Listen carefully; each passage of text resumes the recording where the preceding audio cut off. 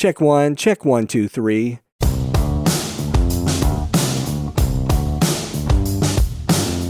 Hey everybody, it's Michael Helms, also known as Michael the Sound Guy, and this is the Location Sound Podcast. You know, each episode we talk with location sound mixers, boom ops, and other industry pros about the various aspects of recording sound on location, whether it's for feature and independent films, TV commercials, interviews, any time where dialogue from actors is recorded. I started my career in the recording studios in New York City with some of the big artists back in the day, and later on projects for networks like HBO, Sci-Fi Channel, and the Cartoon Network. As time went by, I got out of the studio and began working in production sound. Whether you're a seasoned veteran or just starting out, thanks for joining us. All right, my guest today is based out of Toronto, Ontario. He's a location sound mixer who's worked on films, commercials, television projects, and he's co-owner of Toronto Sound. Please welcome Adam Clark. Hey, Michael. Thank you so much for having me. All right, now, Adam, we always like to start off the show by asking, when you're mixing on set, what's in your audio kit? So tell us about your mics, your mixer, power distribution, and everything in between. Okay, so we have a set standard kit here at Toronto Sound. We work off of Sound Devices 688s with SL6s and run 3 SRCs across the main SL6.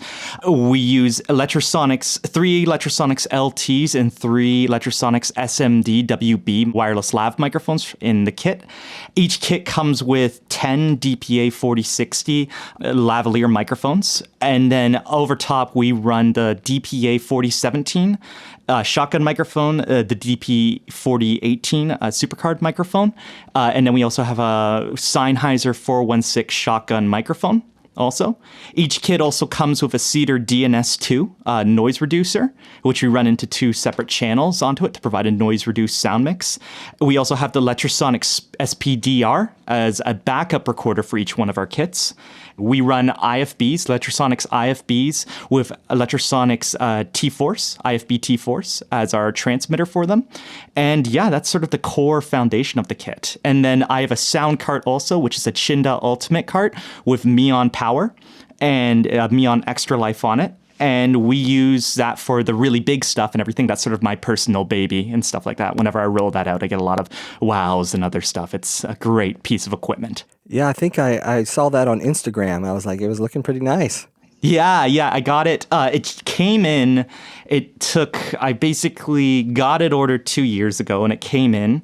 And it's sort of one of those things where you roll it into a shop and you look at it and you're like, wow, this is super fancy and everything. And building it up over the years has just been an amazing experience. I tried to build it and design it in such a way where we can just slide the bag in, and then it's just unplugging a few cables and I can go from cart to mobile recording off of our basic bag kit every time, you know? So it's a great way of going from a sound cart into a bag quite easily, and it's just a quick few unplugs and you're there, you know, and it's a great thing to have on set.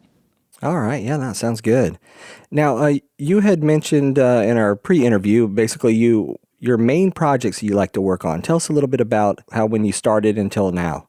Okay, so when I first started, I worked in indie horror films. So you slept in the haunted houses that you filmed in. You were being paid not that great, and you were working 18-hour long days, and it was long days out on set doing, grueling work. It was rewarding because I learned a lot from it, and coming from my school background at York University, I sort of learned on student film sets and moved into feature films. And then I sort of caught the rise of digital media and YouTube, and started doing a lot more YouTube branded ads and branded content style stuff. And that led me into advertisements, large scale commercials, and eventually CPAT, which is the Commercial Production Association of Toronto, up here in Toronto, doing a lot of big ads for CPAT and big companies around the city from that way.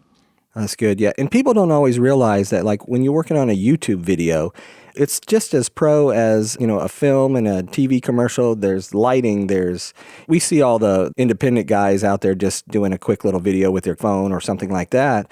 But I mean, it's a full-on production for these YouTube videos.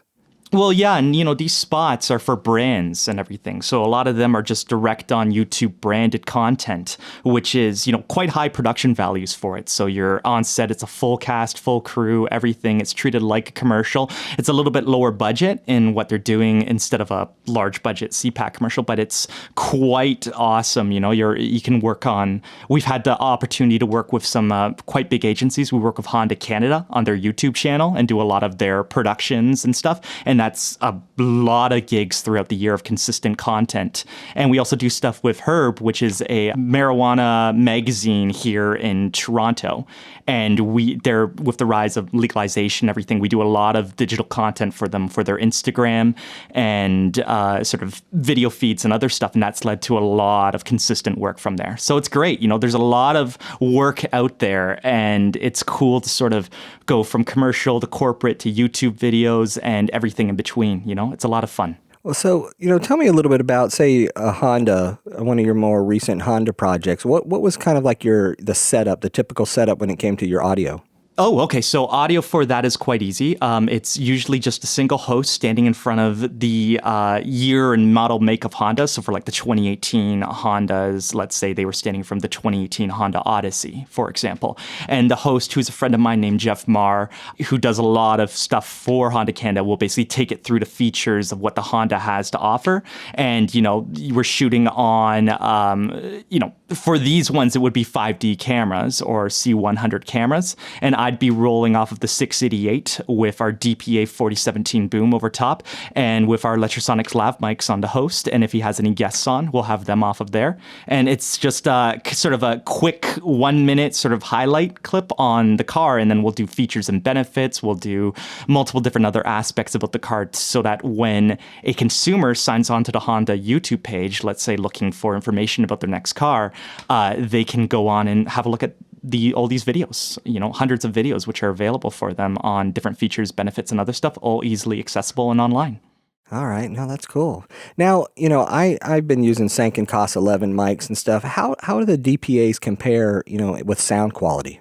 I love the DPAs. I worked off of COS 11s when I first started. I do love them a lot, but I remember walking into our local audio shop here, True Audio, and I was using the DPA 4017 shotgun microphone, and I really loved it. It's actually one of my favorite microphones. It's why I have 6 of them in our shop, And I was looking at it, and I was like, I want a DPA microphone. I want to hear what they can do with lav microphones. And Chris Cook, who works at True Audio, Toronto, said, well, why don't you check out the 4060? It's a little bit more expensive. It sounds really nice, on clothing and other stuff. It comes with these little concealers that you can sort of put them into. This was before Ursa released their concealers, and a bunch of other different companies started releasing all the different microphone concealers from there. DPA was making their own. So you can place your microphone in there, and you can basically place it on a subject and get really clear sounding audio. So I remember putting it on, rigging it up with a concealer, trying it out on myself, and not believing the quality that I was getting. It was just so rich, so awesome to listen to, so much clarity to it. And it just, with the concealer added on, there was barely any rustle. It was easy to use, and it sounded great. So I went all in from there. After listening to my first DPA 4060, I sold all of my COS 11s, bought multiples of the DPAs, and went from there, and I have never looked back. Oh man, now I'm intrigued by all that. That's good. Yeah, it was a lot of fun, and it was one thing where continuously with buying and developing my company and the equipment and gear, I've always had these cool moments, like when I found the Cedar, let's say the Cedar DNS 2, and incorporated it into our kit, or I started using Lectrosonics IFBs, or I started using DPA, and it's really cool when you find a piece of equipment that you just feel really in tune with and love a lot, and it sounds good with your ears, and you just feel really comfortable using it. And then you incorporate it, and then you not only incorporate it into one kit, but you incorporate it into 4, 5, 6 kits. And it's cool just to go in and start really developing a flavor of sound that you like to be known for. And I feel like the DPA 4060 has really helped our company solidify what we sound like in the industry and what our sound and our product is, which I hope is high quality and I hope is, representative of what the microphone can do. Now that you mention it, though, let's talk about the Cedar audio boxes. For the listeners that don't know what that is, go ahead and give us an overview. Well, this is funny because I've just incorporated them a year ago, and the Cedar DNS 2 is absolutely amazing.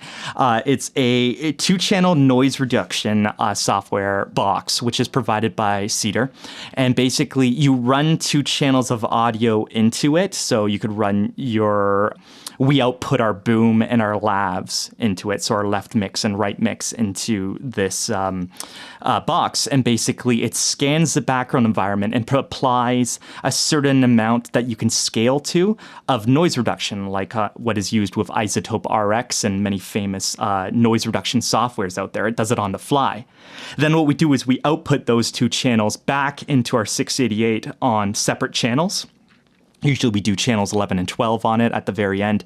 And it provides us with a noise-reduced sample of what it might sound like when a post-sound mixer goes in and actually noise reduces the audio. So it's great for us because we'll be on set and I'll have, the main mix that we're listening to of our ISOs. And, we charge for these boxes also on there. And let's say we're in a environment which is particularly noisy. There's a background AC that they can't turn off, or we're in an uncontrolled environment that we can't really take care of certain things. Like there's an air unit which is connected to a main box on the building and you can't disconnect it or can't turn it off. You can flick to the Cedar and see what room tone, if it was applied and noise reduced against the audio, would sound like in noise reducing the audio. So we have it in our gear and we run it into our kits, sort of provide a noise reduced sample for post to show them that, we were able to noise reduce this on set. We're going to get you room tone to noise reduce it also. But this is why we're so confident going forward. We can't turn off this AC unit. We can't turn off this air. We're stuck in a very noisy environment. This is what we could do to tackle it. And this is why we feel confident that our dialogue will turn out okay, because we've taken the appropriate steps and used the Cedar to provide sort of a guideline for post for that. Oh, that's great. Yeah, so you're still recording the ISOs untreated, and then you just have an option for post to listen. And do they ever use your treated ones? Yeah, I've had post contact me a few times because we provide them with the two-channel mix, which is untreated at the top, then our ISOs, which are untreated. And at the bottom, we provide sort of a two-channel Cedar mix at the bottom. And post will contact us. I'll get phone calls from guys being like, why is this so clean? This is amazing. We looked at your notes. What is this Cedar? And I'll sit down and have conversations with them. And they'll say, wow, we appreciate you giving it to us as an option. It's actually saving us some time. And it's especially for productions where they might not have the time to sound mix and everything, it gives them an option, basically to look at and be like, okay, well, this is what sounds like noise reduced. If we can do better, we'll do it. But if we're working on the fly, let's use the audio from here and we'll go from there. And, it sounds really good.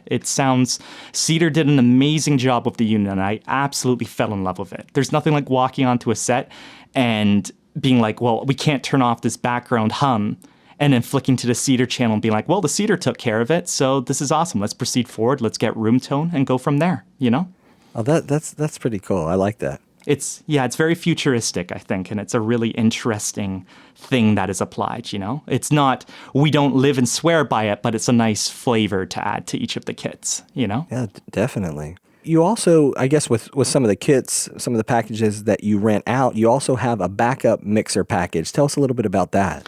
Yeah, we run, so we've recently just gotten into this. I was originally working off the Zoom F8 with Lectrosonics quad packs, and we would put our SRBs, which were from past generations, into there and run Lectrosonics LTs and SMQVs out of them. And they would be sort of for overflow or as a backup kit, because the idea would be that if your 688 for some reason went down, let's say, I don't know, worst case scenario, car rolled over your 688 or the machine just isn't booting up over the day, you can reach in and pull out a 633 backup kit with quad pack on there. Take out your, either use the SRBs in there or take them out and slot in your SRCs from your SL6 and power it up, and immediately you have 4 channels of wireless audio, boom, and a really awesome 633 mix, which is the same system as the 688 basically. So you can be up and running within 5 minutes. which is the cool thing for it. I like, having a 633 there, especially on big budget commercials as a backup in case something wrong happens or something goes down or something that you can't control happens to your 688. To be able to turn and pull out a 633 out of nowhere, slot in your two SRCs and be up and running within 5 minutes because the quad pack just takes it as a slot is really cool. And I just like it a lot. It's a really cool option to have.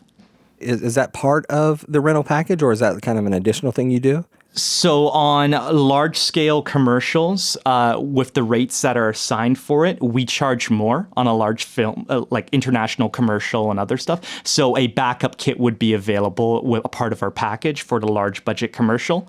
If they have the budget and want to rent it, let's say we're doing a shoot up in North Bay, Ontario, or up somewhere where it's very cold, we would option it to them to rent it as an extra piece of equipment as a backup kit and sell them on the idea of like, well, you can never have too many backups. If something goes wrong and you're out in the middle of the cold, it's better to have a backup than not to have it. So we option it as sort of an extra piece of equipment that can be rented from us as security, If you're downtown Toronto and recording just sort of a standard corporate interview, it might not be something that we sell, but especially on those documentaries or things where you're out in the middle of nowhere and recording in the middle of an icy, chilly Canadian winter, it's good to have a backup recorder on standby just in case.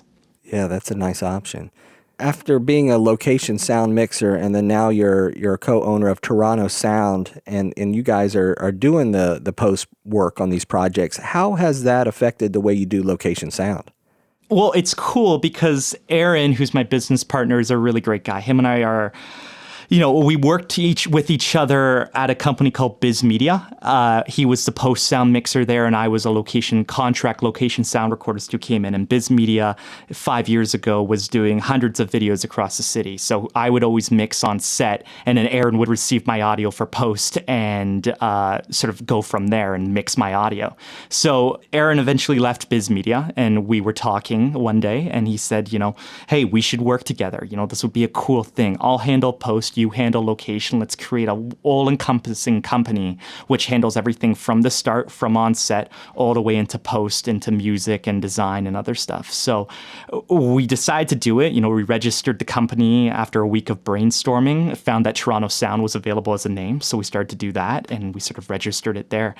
And then it just turned into a cool thing to have because having a best friend of yours as a business partner and being able to turn to them and be like, hey, I'm on a set and I'm hearing this problem. Would this cause a problem in post? And being able to, let's say, upload him a sound file from a location and having him have a look at it and be like, no, we could take care of this, or just do these things to take care of it from there, really helps add confidence to yourself as a location sound recordist, because sometimes you walk into environments where you don't have a post sound suite available. So to have a full team who's doing a lot of work in the city available and just a phone call away who you can sort of call and ask advice on is just amazing to have. It's a great opportunity, and it's awesome that I can do it with my best friend, Oh, no, that's great. Now, have you changed anything or started doing anything different since you have that kind of communication with post?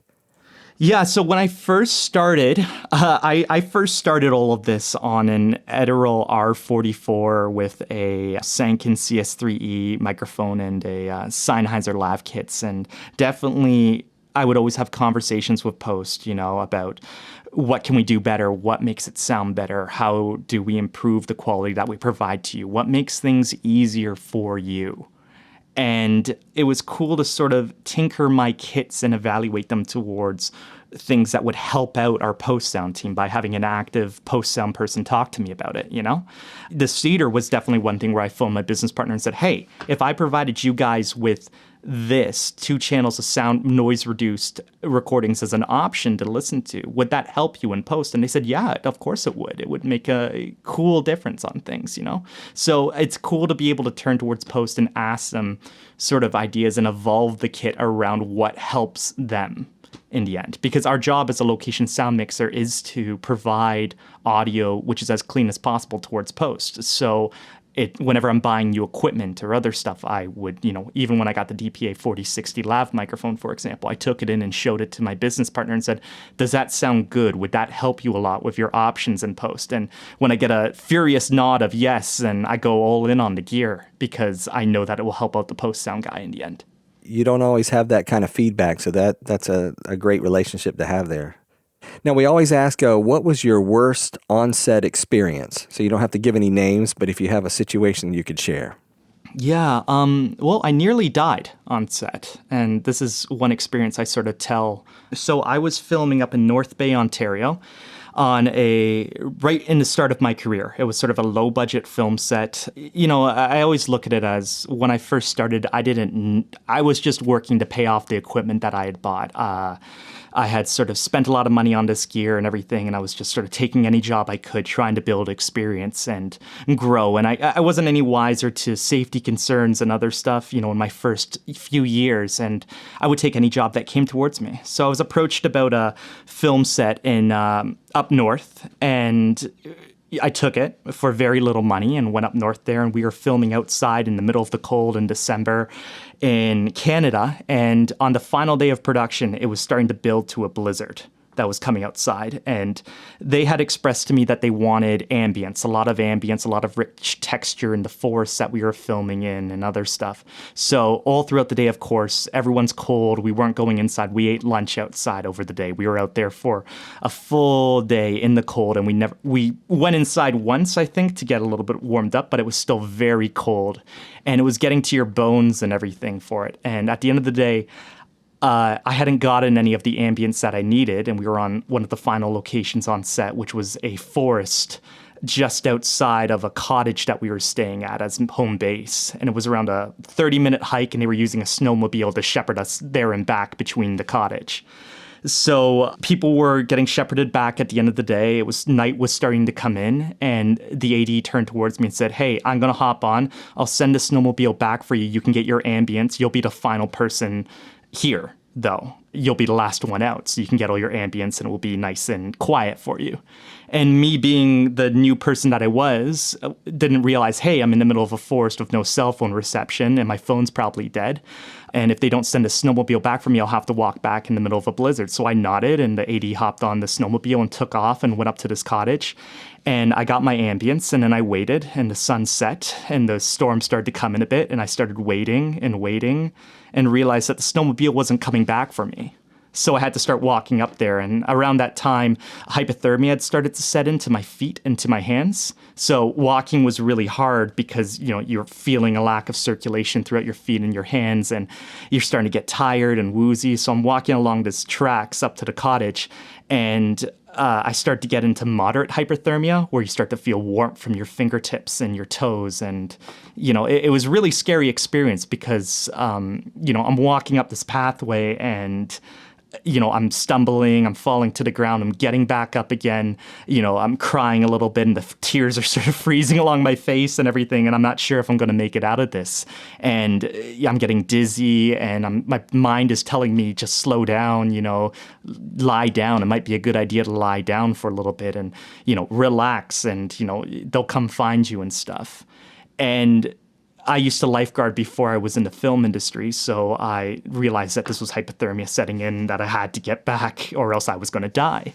So I pushed myself forward and finally found myself at the cottage and stumbled up to the door and walked inside, and people ran up to me and stripped me out of my gear and immediately put me in front of a heater, which is not a good idea for a hypothermia victim of moderate hypothermia. I went into hypothermic shock there. And they called 911, and 911 came and picked me up and took me into the hospital. And I was in the hospital for the night, and it was a scary experience. And one of the scariest things about it was at my feet, where the hypothermia really started to take effect. The doctor, when he looked at my feet, was they started a little bit panicked. Then he started piling blankets onto my feet and stuff like that to try and restore circulation to them, because they were so badly sort of cold and everything that it was a real possibility that I could, I don't know what could happen, but, I could have lost my feet maybe, or I could have, had something really bad happen to them. So I made it out of it, and I was in a car home and everything afterwards. And, I got home and my dad sort of looked at me and I told them the story. They had sort of been on the phone with the hospital throughout the night and everything. And it was sort of this scary experience, which sort of, I don't know, it sort of humbled me to safety on set, but it also woke me up a little bit towards the fact that I need to be careful. I need to go out on sets, which I know are safe, and I need to be a proprietor of safety on set. And that's one of the reasons why, I started really doing a lot of these commercials and digital media stuff and really vetting the clients that we have with us and everything and really trying to strive for, good budget projects with good people, with safety and as a priority, and that just sort of takes care of the people on set, because I nearly died there and it was a scary experience, Whoa, I have to say, you might have the award for the worst on-set experience. That is a crazy, dangerous experience. My goodness. Well, and it was weird also because we heard wolves howling out in the middle of the forest over the course of the day.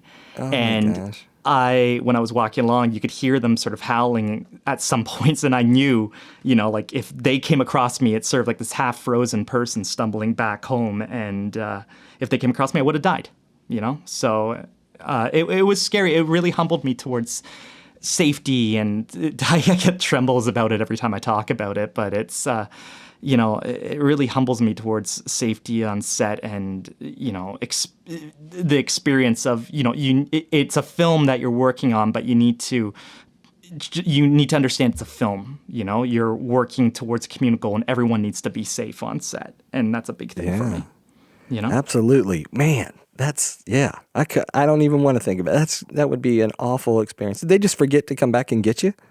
So what happened, actually, the AD got off the snowmobile, and from what I think I was told, the snowmobile driver didn't know I was there, and the AD said to the snowmobile driver that I was there, but the snowmobile driver, there was a loss of communication there, so he just took off because he was a local, sort of hired on as a friend there and everything, and there was a communication. The AD was in the house trying to warm up and didn't know I was there, and it was just a loss of communication all around and everything, and I was alone, Yeah. Well, man, I'm glad you made it. Yeah, no, I am also. I'm happy I'm here, and I call it the phase where I sort of hardened as a mixer. I stopped being so, about rates. Yeah, I'll do your project. Yeah, I'll work for free. Yeah, I'll help out on this. So lackadaisical and things, and started really taking into account what the product that we're doing, but also being very, very professional in terms of the sets that we take. And when I started bringing on team members and guys, really looking out for them in terms of the job that we're working on, the safety on that job, and trying to give them the best quality things that they would never have that experience. And I could just sort of be the one that had it and not them. That's good. Yeah, and like you said, speak up. Speak up for yourself if you feel like this could be a dangerous situation or you're getting in an awkward, position or something like that. Let them know. Yes. Yeah, definitely. And I'll say that to everyone who's listening. Speak up. It's not worth your life at the end of the day. And, I know that we're in film and we're passionate about it and other stuff. And I was young, bright-eyed, and bushy-tailed toward this. And after that experience, I became, safety is the most number one thing on set every time. Yeah. Every time, Man. Well, to lighten things up a little bit, when you first got started in the industry, did you ever forget any equipment when you were on your way to an audio job? Well, it's funny because when I first started in this industry, my dad drove me everywhere because I didn't drive. And I lived at home with my parents, and it was my dad would always, wake up, take me to set, pick me up, and drive me home. And it was a funny thing because it sort of turned into we would drive to set, and he would always talk to me about, what do you need to do better? What do you need to do of other stuff? And when I was first working in industry, I packed all of my gear into these like red Husky tool bags. And I got my dad a duplicate tool bag, which was a Husky tool bag. And he had it in the back of his car, and I had my other thing in the back of the car. And it was an early morning set. And he dropped me off on location. I gave him a hug, said, thanks, Dad, went around, grabbed the tool bag, took it with me. And I said hi to all the people. I went around and everything. Then I went over to a tool bag and lifted it and said, this is heavier than I remember it. And opened up, and it was full of tools. So my mixer and stuff had just driven away from me in a duplicate tool bag. So I'm furiously phoning my dad. It's 5:00 a.m. in the morning. And, luckily, 15, 20 minutes, he picked up his phone and everything and said, oh, yeah, no, sorry, your gear's here and everything. So luckily, no one noticed. The gear came back and I had it. But for 20 minutes, I was a repairman instead of I was dad's tools instead of providing all my dad's wrenches and other stuff instead of providing my gear and equipment. So that was the scariest one I've ever had, Yeah. And, I had one other time where I forgot a boom pole and my dad went and grabbed it and brought it back. And I remember we're counting down the set starting right at the beginning. And I looked outside and my dad's pulling up and he's got his arm out of the window with my boom pole. And I ran outside, grabbed the boom pole, ran inside and was up and ready for the shot. But Wow. he's been my hero, 110%. Him and my mom have really supported me on this journey from base one. And they've just sort of helped me with growing into the mixer that I am today. That's great. Yeah, it's so nice when you have family, especially when you're starting out in your career, and having family that can support you. And the same with my wife. She's been very supportive in all the things that I do. And some days you're like, honey, I need to buy this piece of equipment. It's like this is really important, and to have a support team that's just great. Yeah, they are my, I have my team who work with me and I love them all. They're great people, a great group of people who I work with at Toronto Sound. I have my post-sound family who's a great group of people who, really awesome guys and everything like that who work here in the studio at Toronto Sound. And I have my family, my brother, my mom, and my dad, and they've just been there at every leg of this journey. And, it's been a tough journey. It's been a scary journey. It's been an exciting journey also, but I know that they've always been there every leg of the way. And I'm just so, so, so happy that they were there. They've been here to support me every step of the way. I wouldn't be where I am without all of them. Wonderful. That's really nice. So what kind of expendables do you like to use? Ursa is my favorite. Snot tape and Ursa everything. I have Ursa straps, Ursa stickies. I have the Ursa concealers. It was funny because whenever Ursa would release things, I'd always walk into True Audio and just sort of reach on the shelf and grab all of the Ursa stuff and plunk it on the table and be like, that's my Expendables order for the thing, And anytime a shipment came in, I would always just sort of buy a bunch of Ursa stuff because I really love what they do. They have created such a unique product and such an awesome brand and industry, and everything that Simon, who's one of the owners, the owner of Ursa, puts out just really speaks to me.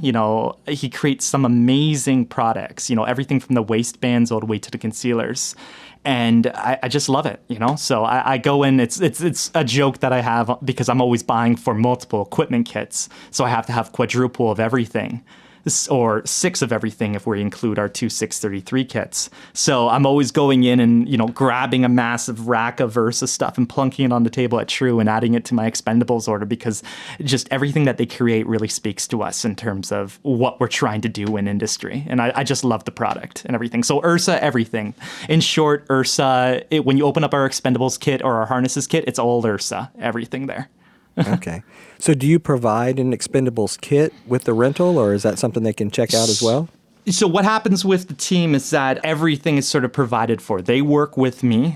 I provide a lot of my team with, 100 to 150 jobs or days a year, and each of them sort of come in as contract mixers and work under us. And I provide a restocked Expendables case. I provide all the equipment, everything from the Technical Sync timecode boxes to the 688 recorders with all the Expendables in between. So all the mixer recorders has to do is go in. I also hire a shop technician to sort of manage our equipment and prep everything and make sure we're restocked weekly and stuff. So, and all the cables are working, everything else. So basically the mixer walks in, the kit is sitting prepped on the table towards all of their needs. They open it up, run through a checklist, sign it out, and it's got everything that they need from Expendables all the way to the mixer recorder with microphones and backup microphones and everything else in between. That's nice. I like that. Yeah, well, it's nice. The guys trust in me to provide them with the best quality equipment on set. And I, restock them on Expendables. I just sort of take care of all the gear and everything. I take the financial burden of the equipment and send the guys out, and they are in their rate, and I take the gear rental off of top. So it's great because I can be on set and I can be working a job, but I could also have 4 to 5 kits out also and be earning, quadruple rate of my gear also out on set. So it's a really cool thing to have. It's a great thing to help build a company because, renting out equipment and providing a team of mixers who work for us, it's a cool system to have in terms of gear, equipment, and other stuff, and have these people all trusting you to provide them with quality equipment. Oh, that's great. Now, speaking of rates in the Toronto area, can you give us a range of kind of like what people can expect in different positions in the sound department? Yeah, so the CPAT standard for rate in terms of the Toronto film industry is $575.20 for a 10-hour day. After that, you earn, and this is for commercials and large-scale productions, after that, you earn overtime for hours 11 and 12 at 1.5 times your hourly rate. Then you earn double time for hours 13, 14, and triple time 15 plus. So that's sort of the standard we try to stick by with it. For digital media, sort of the standard is anywhere between $500 to $650 for rate and then gear costs on top of it. And with the amount of work which is going on in the city, people will gladly pay for it and everything like that. And it's a great sort of thing to sort of have your set rate and then your gear costs on top and everything. Those tend to be the rates that we try to stick with and everything and try to charge, because charging a good quality rate for the equipment that you provide and other stuff not only puts more money, good amount of money in your pocket, but it also sort of informs the client that they're paying for a great service and great equipment from there, and sort of goes from there, No, that's good. No, I appreciate you sharing that, because it's a lot of people have reached out and wanted to know, more about what are the rates around the world, what are people charging, and so thanks for sharing that. Yeah, I think it's, I'm a part of groups and everything. And I definitely wasn't when I first started. And especially when I was working in indie horror films and other stuff, I didn't know the rates and I didn't ask. So I was sort of just doing, whatever I thought was fair, 300 for the day. Okay, I guess I'll do it. I'll work 18 hours and go from there. Or, $100 for the day. Well, is it a good passionate project? Yeah, I guess I'll work on that. And then after that event that happened where I nearly froze to death, I really started to wise up to my time and the situations I was putting myself into and asking about finding out what the rates were in the city and going from there. And, reaching out, you had actually on your podcast, Adam Parsons, and he's a real hero for me. Adam's been working in the industry forever, and I always phone him and ask him about rates and stuff like that, and what are people charging and other stuff. And it was great to sort of find a mixer in the city who I could talk to about it and compare and learn and grow and evolve and everything like that. Do you have any freelance tips that you could share with listeners, maybe just getting started out or maybe some seasoned veterans? Buying gear is, there's a saying, it's like buy once, cry once. And I know other people have said it and everything also. And it's a real thing with it where buying equipment is such an important thing, and having an arsenal of equipment for you that you can select from and go from there. Working with your bank to establish a line of credit, saving up stuff. I was lucky when I went to university, my mom worked there, so I had free tuition. So I was able to spend all of my tuition money on my first audio equipment and get a sort of a head start off of there. But, buying equipment, learning it inside and out, taking it on set, finding what works well for you and just running with it and establishing your brand of audio, your brand of sound, and really evolving it from there is a really important thing to have.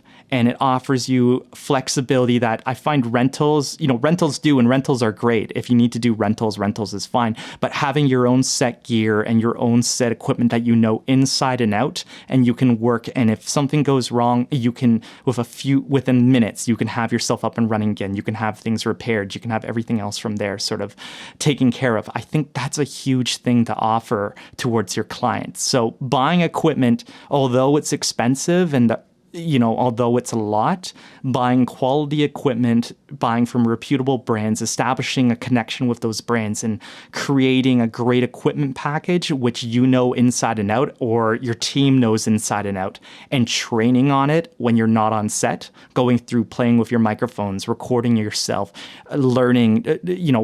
I have a famous thing with my team where for trainings and other stuff, I'll set the kit up for them and then I'll sabotage things on it. Like I'll unplug an XLR, or I'll change the frequencies on stuff, or I'll go through and do common mistakes which can happen on set, or things which can happen on set. And they'll have to go in and learn and analyze and find out what's going wrong and go from there. And I'll set a timer on them.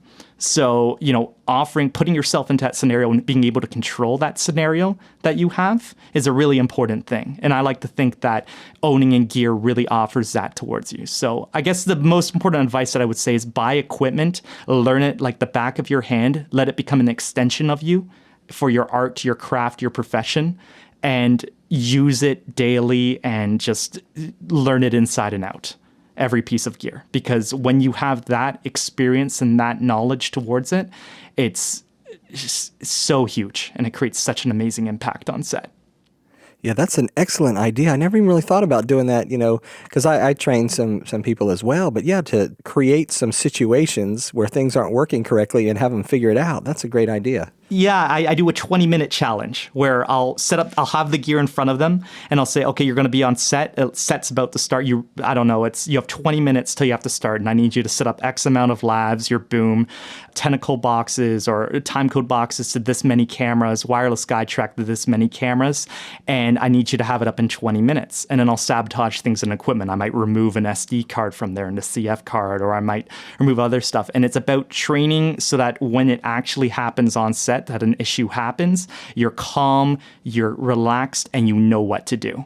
And I used to teach lifeguards before I did location sound. I try to implement the same technique as teaching CPR to teaching a sound recordist. If something happens, you need to be calm, relaxed, and understand that these are the methods, this is the troubleshooting technique, or these are the things that you go through to analyze the problem and provide the proper treatment towards it.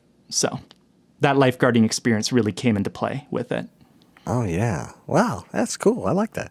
Yeah, it was a fun sort of thing to have. So, that's a little bit of insight into my training. The guys, whenever they find a problem that I've done on the gear and we're in training and everything, will always roll their eyes and look at me and be like, oh, you sabotaged me again, eh? And I'll sit there and giggle a little bit as I wait for the next thing that they find, Yeah. Well, that's a good thing, too. Like, if somebody came up to you and said, I might be interested in getting into location sound, what would you recommend they do? Oh, getting into location sound. When I was in school, I would say, and a lot of guys, say work, but I would say for them, apply to a good program at school. I applied to York University, and they accept 50 to 60 people for their year. And, I kept applying there and everything like that. So I applied, and luckily I got in my first year. But I know people who, applied multiple times or applied to Sheridan College here in Toronto or Ryerson, and they got in. So applying to a good school and getting into it, and then really taking advantage of the sets that you work on in school. When I discovered I wanted to work in audio, I really took advantage of going out and being the audio recordist on everyone's films, from a fourth-year film all the way to a first-year film, and working with so many different filmmakers, connections, other stuff. And then when these people graduate, because all of them are trying to get a start in the film industry, because you help them out in school, they take you along with you and create sort of a preemptive network for you.